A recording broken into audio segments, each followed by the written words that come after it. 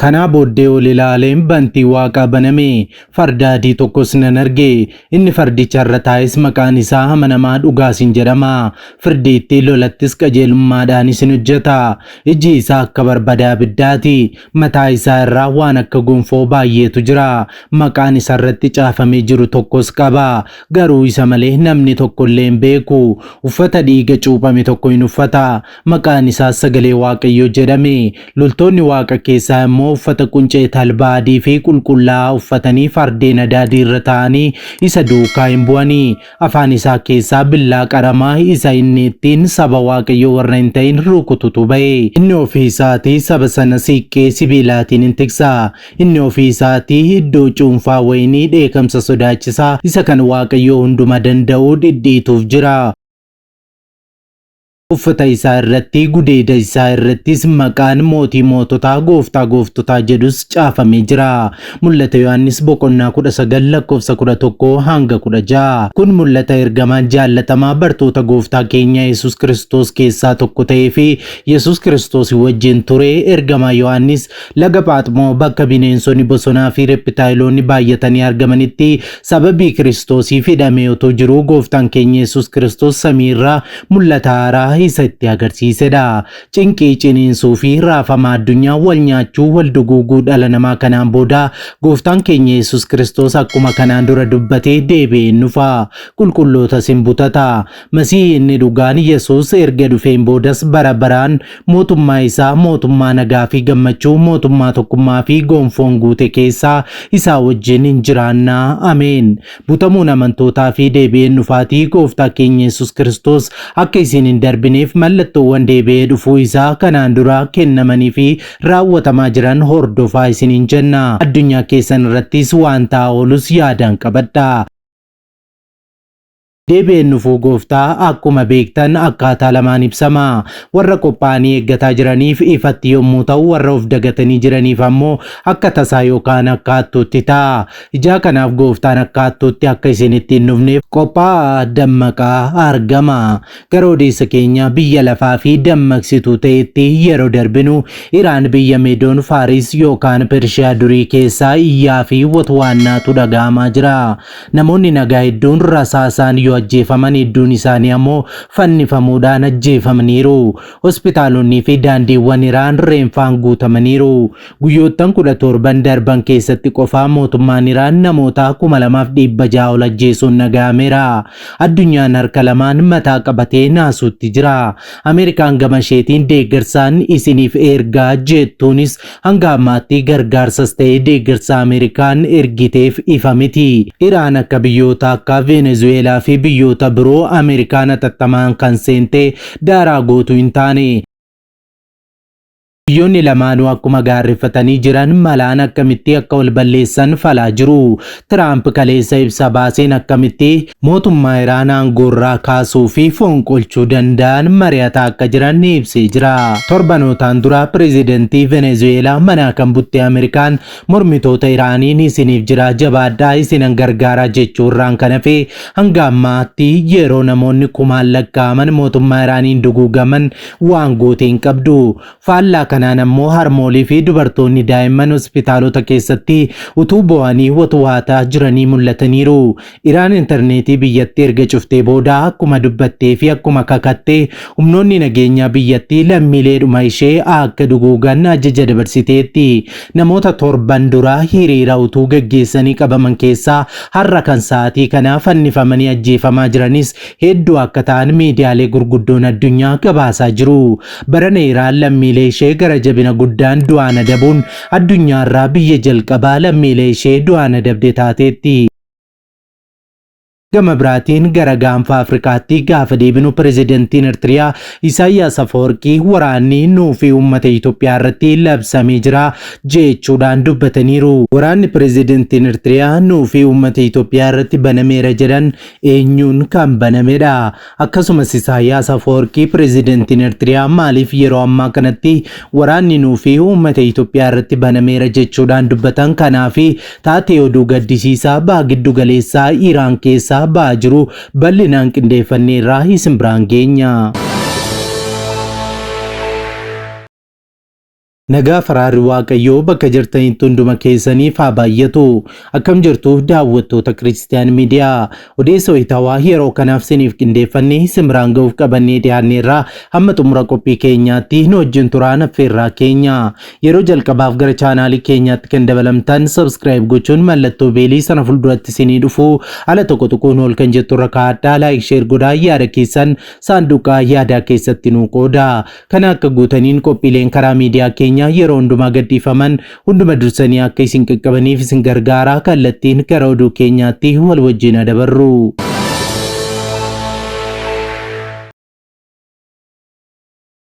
Viidiyoon kun namoota baay'ee biraa akka ga'u laayik gochuudhaan jalqaba. Iraan mormitoota ajjeesuu kan itti fuftu yoo ta'e Ameerikaan tarkaanfii baay'ee cimaa ta'e fudhatti jechuun pirezidantiin Ameerikaa Doonaald Tiraamp dubbatan. Pirezidantiin Ameerikaa kun erga Iraan keessatti mormiin dhalachuu eegalee guyyoota 17 guutuu Ameerikaan akka gidduu seentu yookaan akka tarkaanfii fudhattu dhaadataa turani. Garuu hanga ammaatti tarkaanfiin Ameerikaan fudhattee ifatti mul'atu. Hanga ammaatti hangaa'onni Iraan tarkaanfii namoota mootummaa irratti mormii geggeessan dhaabsisuuf fudhataniin namoonni 2600 ol ajjeefamuu jarmiyaaleen mirgoota namummaa falman dubbataniiru. Firoonni namaa Efraan Sultaan jedhamu umuriin isaa waggaa 26 ta'e torban darbee hidhamee BBC Pershiyaatti akka himanitti namni kun roobii har'aa ajjeefama. Bakka bu'aan dhaabbataa mirgoota namummaa eengaa warraa BBCtti akka himanitti dhimmi murtii kana daddafamee waan raawwatameef ijaan arganii taajjabuullee hin dandeenye. Namoota fannifamuuf jiran ilaalchisee Tiraamp Ameerikaatti michuu BBC kan ta'e CBS Newsitti yeroo dubbatetti yoo isaan fannisanii ajjeesuu itti fufu ta'e waan tokko arguuf jirtu waan akkasii kan raawwatan taanaan tarkaanfii baay'ee cimaa fudhannaa jechuudhaan dubbatanii turani. Mormii Iraan keessatti geggeeffamaa jiruun humnaan dhaabsisuuf tarkaanfii humnoonni nageenyaa fudhataniin namoonni 2600 ol ajjeefamu. Jarmiyaaleen mirgoota namummaaf quuqamanii fi Iraan Teeraanitti argaman ibsanii jiru. Iraan gama isheetiin tarkaanfii Ameerikaa kamiifuu kan yeroo kamiyyuu caalaa qophiidha jettee jirti. Pirezidantiin Ameerikaa Doonaald J. Tiraamp tarkaanfii Iraan irratti fudhatan ilaalchisee yeroo mari'ataa jiranitti ministeerri dhimma alaa Iraan Abbaa Aragaachi biyyi isaanii tarkaanfii Ameerikaan fudhattu kamiifiyyuu qophiidha jedhaniiru. Ministeerichi sadarkaan qophii Iraan amma qabdu kan yeroo Ameerikaan baatii waxabajjii darbee haleelte caalaa baay'ee guddaa ta'uu ibsaniiru. Kanaafis Ameerikaan filannoo ishee baasuu akka gootu abdii qaban ibsaniiru. Ministeerri dhimma alaa kun yaada chaansilarii Jarman Friedrich Merz mormii Iraan keessatti geggeeffamaa jiru ilaalchisee mootummaan Iraaniif guyyoota yookaan torban dhumaa keessa jirra jechuun yaada kennaniifis aariidhaan deebii kennaniiru. Jarman mirga namummaa ilaalchisee yaada kennuuf biyya fakkeenya hin taanedha kan jedhan Aragaachiin dabalataan waggoottan darban keessatti ejjennoo madaalawaa ta'uu dhabuu isheetiin amanamummaa dhabdeetti jechuudhaan qeeqaniiru. Yoo dandeessan mee afaan keessan qabachuun oolmaanuuf oolaa jechuudhaanis ministeerri dhimma alaa Iraan kun mootummaa Jarmanii dubbiidhaan tuqaniiru. Gareen nageenya biyyaalessaa pirezidaanti Tiraamp waliin filannoowwan tarkaanfii Iraan irratti fudhatamu irratti mari'ataa jirus jedhan. Pirezidantichi tarkaanfiiwwan waraanaa alkallattii fi kallattiin Ameerikaan Iraan irratti fudhachuu dandeessu irratti ibsii kennameefii jira. Kunis haleellaa misaayilaa fi saayibarii fageenya dheeraa dabalatee ta'uu qondaalonni ministeera ittisaa Ameerikaa CBS Newsitti himaniiru. Kun kanaan utuu jiru bulchiinsi Tiraamp dhimma Iraan ilaalchisee filannoowwan jiran irratti kan mari'ate yoo ta'u qondaalonni nageenyaa lama humna qilleensaa akka fayyadaman yaada dhiyeessaniiru. Qondaalonni ministeera ittisaa Ameerikaa lama michuu BBC ta'ee Ameerikaatti argamu CBS'tti akka himanitti pirezidaanti Doonaald Tiraamp meeshaalee dhoksaa fi waraanaa bal'aa Iraan keessatti fayyadamuuf jiran irratti ibsi kennameefii jira. Maddoonni lamaan haleellaan misaayilaa fageenya dheeraa filannoo gaarii ta'uu akka danda'u maricha irratti dhiyeessaniiru. Garuu qondaalonni peentaagoon hojii haleellaa saayibarii fi duula saayikolojiis dhiyeessaniiru. Maddoonni lamaan tarkaanfii humna waraanaa Ameerikaa Iraan keessatti fudhattu kamiyyuu humna qilleensaa fayyadamuu kan of keessaa qabu ta'uu kan mirkaneessan yoo ta'u, bulchiinsi Amerrikaa garuu caasaa ajajaa fi qunnamtii Iraan guruuf filannoowwan jiran ilaalaa jiru jedhaniiru. Tiraamp biyyoota Iraan waliin daldalaa jiran irraa taarifa parsantii 25 kaa'eera. Kana booda saleellaa humna waraanaa fi qoqqobbii dabalataa kaa'amuu akka malullee aangaa'onni Ameerikaa ibsaniiru. Qondaalonni Iraan Rooyitersitti akka dubbatanitti hiriira mormii mootummaan biyyattii shororkeessitootatu duuba jira jedhu kanarratti humnoota nageenyaa dabalatee namoonni hiriira ba'an hedduun ajjeefamaniiru.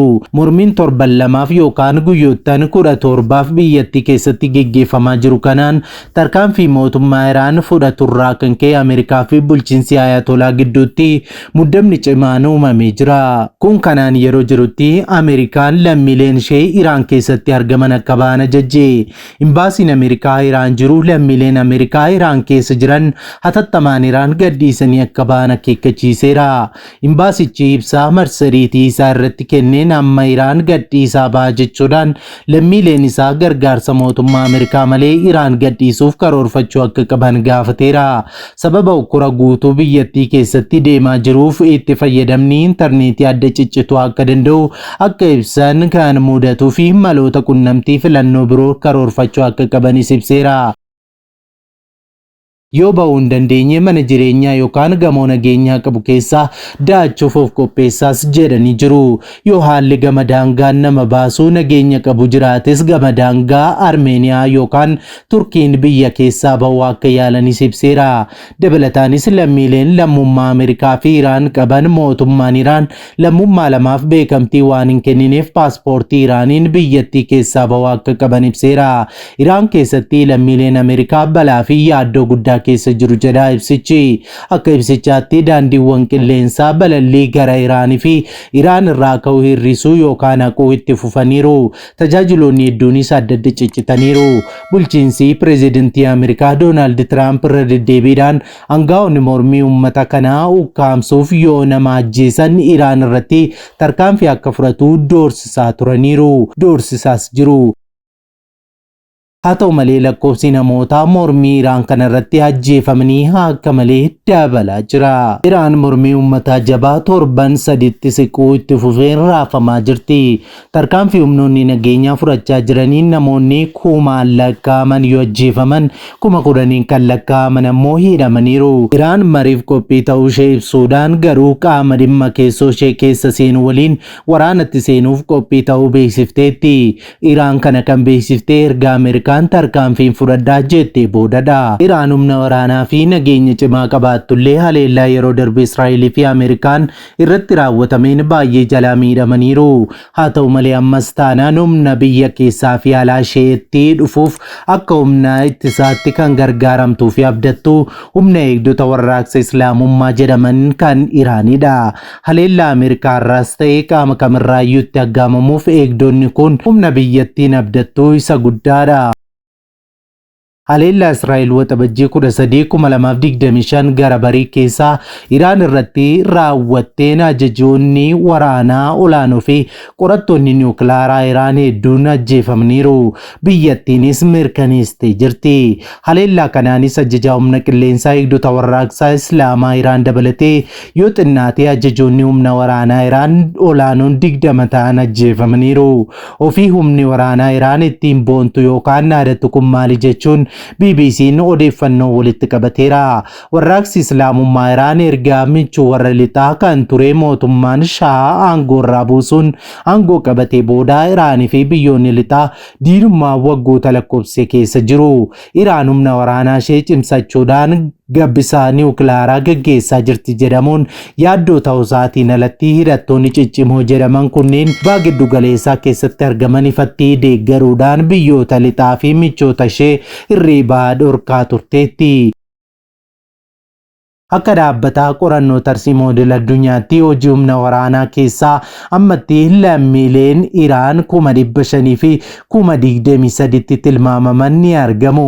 Kanneen keessaa miseensota waraanaa biyyattii 350,000 fi miseensonni eegumsa warraaqsa Islaamummaa 190,090 ta'an ni argamu. Akkasumas loltoonni addaa IRGC jedhaman 20,000 ta'an gartuu bidiruu waraanaatiin naannoo qarqara galaanaa Hormuz kan to'atan akka ta'e ibsameera.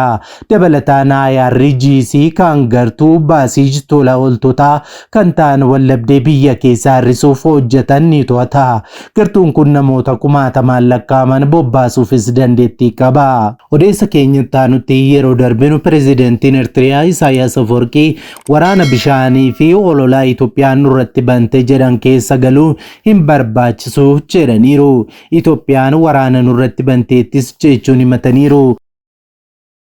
Dippiloomaasii fi sochii Itoophiyaan galaana diimaa argachuuf taasiftuu walabummaa Ertiriyaa irratti dhiibbaa akkamii qabaachuu danda'a jedhamee kan gaafatame pirezidantiin Ertiriyaa Isaayyaas Afwerqii dhimma kana irratti yeroo gubuun hin barbaachisu jechuun gaaffii deebiin barbaachifne akka ta'e ibseera. Gaaffiif deebii televezyiinii biyyattii irratti taasiseen pirezidantiin Ertiriyaa Isaayyaas Afwerqii dhimma Itoophiyaa galaana diimaa fi ji'opolitikaa naannichaa kaasuun dubbateera. Akkuma kanaan dura dhimma keessoo Itoophiyaa irratti yaada kan kenne Isaayyaas paartiin badhaadhinaa uummata ofii isaa irratti ajandaa waraanaa oofaa jira jechuun himateera. Waliigalteen Piriitooriyaa jiraatulleen uummata Amaaraa, uummata Tigraay fi Oromiyaa irratti waraana geggeessaa jira, nurrattis waraana labseera, waa'ee dirooniiwwanii fi meeshaalee waraanaa sassaabbateen dhaadachaa jira jedhes jira. Nuti fedhii waraanaa hin qabnu, haa ta'u malee akkamitti akka biyya keenya irraa ittisnu ni beekna. Mul'anni keenya hariiroo gaarii cimsuudhas jedheera. Dirooniiwwan kana eenyutu fidaa? Meeshaalee kanneen hundaa eenyutu alaa bitaa? Shira kana eenyutu maallaqaan deeggaraa? Maallaqni kun hundi eessaa dhufaa? Gaaffii jedhuufis dhimmichi ajandaa badhaadhinaa miti, dhimmichi ajandaa warra kaaniiti jechuun naannicha keessatti walitti bu'insa uumuuf muratee kan ka'e jiraachuu akeekeera Isaayyaas. Pirezidaantii Isaayyaas dubbii isaa miilanaan addatti biyya yookaan qaama kamuu akka himachaa jiru maqaan himuu baatus kanaan dura Yuunaayitid Arab Emireetiin qeeqaa tureera. Pirezidaantichi gaaffiif deebii adoolessaa 2025 taasiseen dhimma Itoophiyaan maqaa ulaa galaanaan deemsisaa jirtu ajandaa kan ishee miti jedhee ture. Meeshaalee waraanaa guyya guyyaan biyya alaarraa gara Itoophiyaatti galanis Yuunaayitid Arab Emireet irraa akka ta'e nama jalaa hin nookatu jechuudhaan dubbatanii jiru. Kana malees ilaalcha paartii badhaadhinaatiin raafamuu hin qabnu kan jedhe Isaayyaas paartichi ga'umsaa kan hin qabne, kan kasaaree sodaataa fi kan kakatudha waan ta'eef bakka kennuu hin qabnu, xiyyeeffannaan keenya ajandaa misooma biyyaalessaa ta'uu qaba jechuudhaan dubbateera. Dubbii rakkoo Sudaan keessatti dubbii dubbateen Isaayyaas qaama alaatti quba kan qabe yoo ta'u, kaayyoo guddaan qaamolee alaa rakkoo Sudaan fayyadamanii naannichatti goolama uumuudha jedhes jira. Ertiriyaan bara bulchiinsa Tiraamp marsaa lammaffaa irratti Amerrikaa waliin hariiroo gaarii uummachuuf kaka'umsa agarsiiftee turte kan jedhe Isaayyaas adeemsi hariiroo tolfachuu taasisan garuu sababa xiinxaltootaa fi warra gidduu deeman loobistootaan gufachuu ibseera. Ibsa ministeerri dhimma alaa Ameerikaa Ertiriyaan investimeentiif mijooftuu akka hin taane baaseen gabaasa dogoggoraati kan jedhe pirezidantichi bara bulchiinsa Tiraamp afanitti yaalii hariiroo gaarii uummachuuf taasisan akka itti fufan ibsanii jiru. Ajajji dhorkaa viizaa guutuu Tiraamp jalqaba adoolessaa beeksise kun paaspoortii dabalatee fudhatamummaa sanadoota Ertiriyaa gaaffii keessa galcheera. Kufaatii mootummaa dargiin booda waggoota 30 dura Ertiriyaan biyya walabaa taatee Itoophiyaa irraa gaafa fottoqxuu buufataalee doonii akka Asabii fi Mitswaa fudhachuunidha. Buufataalee doonii qofaa osoo hin taane humna galaanaa Itoophiyaa fudhachuun biyya taate. Itoophiyaan bara Haayile Sillaaseetii hanga bara bulchiinsa dargiitti galaana diimaa irratti humna galaanaa naannichatti cimaa ta'ee akka qabdutu himama. Ertiriyaan Itoophiyaa irraa adda ba'uun ishee Itoophiyaan humna galaanaa fi buufata doonii kanneen kanneen akka Asab dhabuu qofaa utuu hin taane biyya ulaa galaanaa hin qabne laand loogd ishee taasiseera. Muummeen ministeera Itoophiyaa Dr. Abiy Ahmed aangootti akkuma dhufaniin waggoota hedduuf kan hin turre humna galaanaa neevii hundeessanii. Ittaan sun Itoophiyaan biyya uummata miiliyoona 100 fi miiliyoona 20 ol qabdu taate buufata doonii Asab irraa fageenya kiiloomeetira 100 hin guunne irratti osoo argamtu ulaa galaanaa malee hafuun haqa qabeessa miti jechuun ifatti ulaa galaanaan Itoophiyaaf akka barbaachisu gaaffii dhiyeessanii. Egaan daawwattoota Kiristiyaan Miidiyaa odeessuu itawaanuu yeroo kanaaf siniif qindeeffannee kanneen hanga ammaatti daawwattanidha.